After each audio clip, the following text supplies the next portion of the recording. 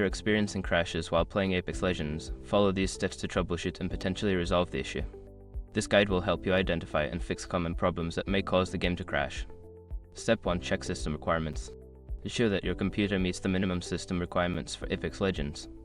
Visit the official website to verify your hardware specifications and make any necessary upgrades. Step 2. Update graphics drivers. Outdated graphics drivers can lead to crashes. Go to the website of your graphics card manufacturer, NVIDIA, AMD, or Intel, and download the latest drivers. Install them and restart your computer. Step 3. Verify game files. If the game files are corrupted, it can cause crashes.